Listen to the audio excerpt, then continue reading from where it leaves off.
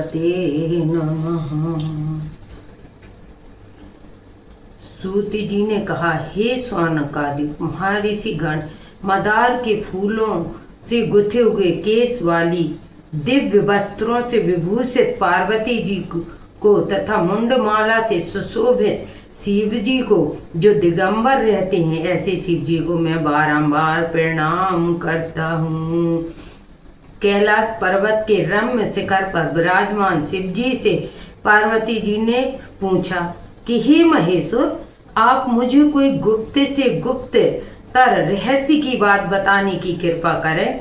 वह ऐसी बात हो जो सभी धर्मों का सार, अल्प परिश्रम से ही करने योग्य तथा अत्यंत फलदायिनी कथा का इसमें समावेश हो। यदि आप मुझ पर प्रसन्न हैं तो उसे बताने की कृपा करें। हे प्रभु, मैंने पूर्व जन्म में ऐसा कौन सा तप, दान या व्रत किया था जिसके फलस्वरूप आप जैसे तो लोक के अधीश्वर आनंद प्रभु आनंदित अनंत रूप वाले पति मुझे प्राप्त हुए।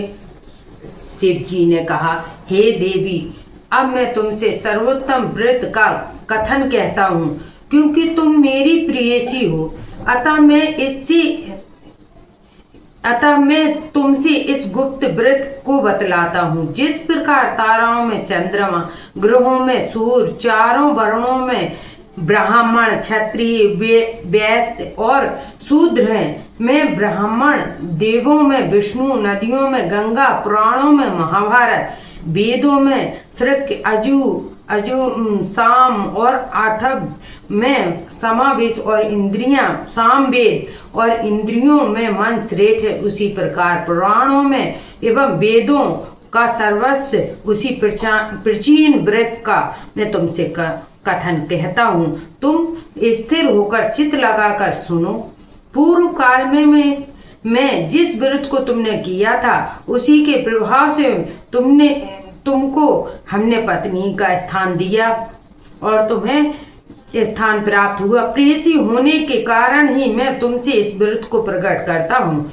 भाद्र मास के शुक्ल पक्ष की हस्त नक्षत्र युक्त तृतीया तिथि के दिन इस व्रत का अनुष्ठान करने से तिथियों ताप त्रिविध ताप दैविक देहिक भौतिक एवं पाप से स्त्रियां मुक्त हो जाती। हे देवी, पूर्व काल में इस महाव्रत को तुमने हिमालय पर्वत पर किया था। उन सभी पूर्व वृत्तांतों का मैं तुमसे वर्णन करूंगा। पार्वती ने कहा, हे नाथ, मैंने इस उत्तम व्रत को किस प्रकार किया था, उन सभी वृत्तांत को मैं आपके मुख कमल से श्रवण करना चाहती हूँ। तब शिव जी बोले, पार्वती जी में श्रेष्ठ हिमालय नामक एक पर्वत है जो अनेक प्रकार की भूमि तथा विविध प्रकार के वृक्षों से परिव्याप्त है। उस पर्वत में अनेक प्रकार के पक्षी, मृग, देवगण, गंधर्व, सिद्ध, चारण, गुहाक प्रमोदित होते रहते हैं, विचरण करते हैं एवं गंधर्व गण निरंतर गान किया करते हैं। उस पर्वत की चोटी पर बिलौर नामक एक विशेष मणि है। मणि स्वर्ण मणि से सुशोभित है। वह पर्वत आकाश के समान ऊंचा है। उसकी चोटियां सदैव बर्फ से ढकी रहती हैं तथा गंगा का निरंतर नाद होता रहता है। हे पार्वती, तुमने अपनी बाल अवस्था में जिस प्रकार की कठोर तपस्या की थी, मैं उसका वर्णन करता हूँ। हे देवी, तुमने 12 वर्षों तक औंधी नीचे को मुख और ऊपर को पैर रहकर धूम्रपान के द्वारा बिताया था। तुमने माघ के महीने में कंठ तक जल में निवास कर वैशाख मास के प्रखर याम पंचाग्नि सेवन कर और श्रवण मास में घर से बाहर वर्षा में भींग कर मेरी तपस्या निराहार रहकर की। तुम्हारे इस योग उग्र तप को देखकर तुम्हारे पिता हिमवान बहुत ही दुखित एवं चिंतित हुए। वे तुम्हारे विवाह के विषय में चिंतातुर हो गए कि हे तपस्विनी कन्या के लिए वर कहाँ से उपलब्ध हो सकेगा। ऐसे ही समय में ब्रह्मापुत्र नारद जी आकाश मार्ग से तुम्हारे पिता के पास आए और तुम्हारे पिता ने उन्हें मुनि की श्रेष्ठ को अर्धपाग आसन देकर पूजा की। हिमवान ने कहा, हे मुनिवर, आप अपने आने का कारण बतलाइए, क्योंकि परम सौभाग्य से ही आप जैसे महान भावों का आगमन होता है। उत्तर में नारद मुनि ने कहा, हे पर्वतराज, आप मेरे आने का कारण जानना चाहते हैं तो सुनिए। मुझे भगवान विष्णु ने आपके पास संदेश वाहक के रूप में भेजा है और कहा है कि आप अपने इस कन्या रत्न को किसी योग पुरुष के ही हाथ में अर्पित करें। संपूर्ण देवों में वासुदेव से बढ़कर अन्य कोई देव नहीं है, इसलिए मेरी भी यही राय है कि आप अपनी कन्या भगवान विष्णु को सौंपकर जगत में यशस्वी बने। नारद जी की बात सुनकर हिमालय ने कहा, यदि भगवान विष्णु ने इस कन्या को ग्रहण करने की स्वयं इच्छा की है तो मुझे कोई आपत्ति नहीं है, क्योंकि आपकी सम्मति है, इसलिए अब आज से संबंध को निश्चित ही समझिए।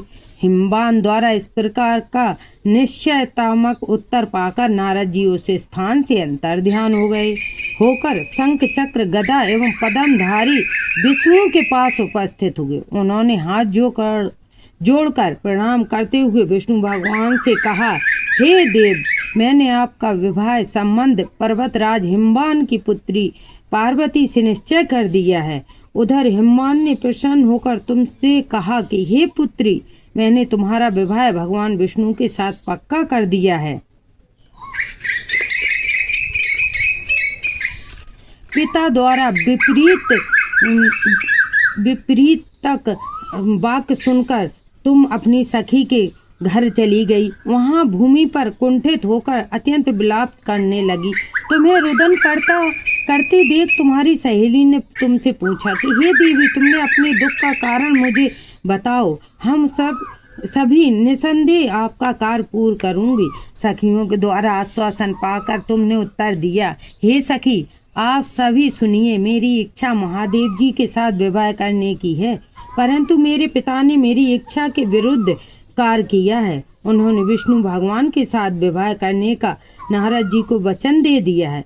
इसलिए हे सखियों, अब मैं अपने इस शरीर को निश्चित रूप से परित्याग करूंगी। तब तुम्हारी बात सुनकर सखियों ने कहा, तुम घबराओ नहीं, हम और तुम दोनों ही किसी ऐसे घनघोर वन में निकल चलें जहां पर तुम्हारे पिता न पहुंच सकें। इस प्रकार गुप्त मंत्रणा करके तुम अपनी सखियों के साथ निर्जन वन में पलायन कर गई। तदंतर तुम्हारे पिता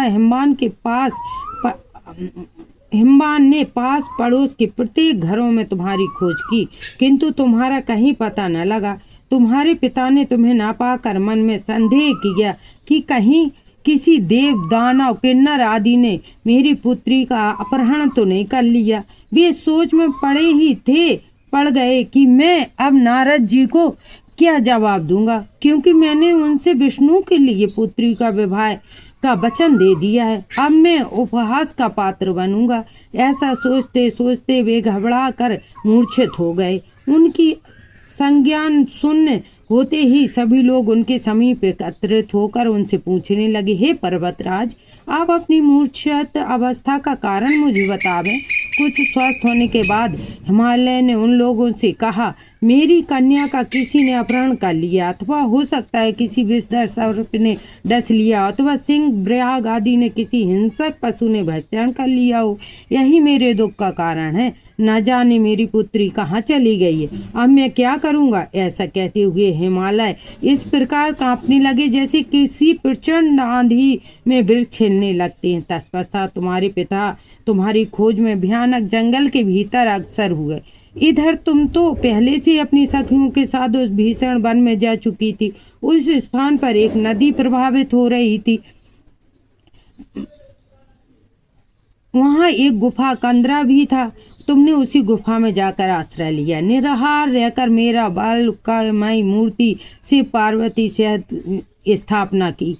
जब भाद्र मास के शुक्ल पक्ष की तृतीया हस्त नक्षत्र से युक्त आई, तब तुमने उस दिन रात्रि में जागरण कर गीत बाधित के साथ मेरा भक्ति पूर्वक पूजन किया। हे प्रिय, तुम्हारे द्वारा की गई उस कठिन तपस्या या व्रत के प्रभाव से मेरा सिंहासन चलामान हो उठा। जहाँ तुम सखियों के साथ थी उस स्थान पर मैं जा पहुँचा। मैंने तुमसे कहा, हे वरण्य, मैं तुमसे अत्यंत प्रसन्न हूँ, तुम मुझसे अपना इच्छित वर मांग प्राप्त करो। तब तुमने कहा कि हे देव, यदि आप मुझ पर प्रसन्न हैं तो आप मुझे पति रूप में प्राप्त हों।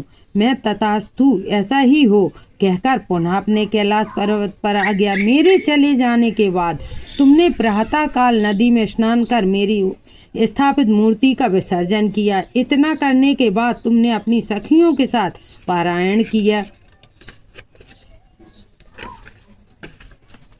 उसी समय तुम्हारे पिता हिमालय भी तुम्हें खोजते हुए उसी जंगल में आ पहुँचे, किंतु वन की गहनता के कारण चारों ओर ढूंढने पर भी तुम्हारा कुछ भी पता न चला।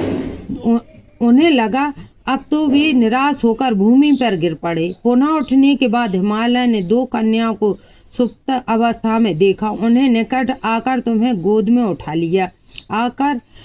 लिया, रुदन करने लगे। रोते रोते ही उन्होंने तुमसे पूछा कि तुम इस घनघोर जंगल में किस प्रकार पहुंची।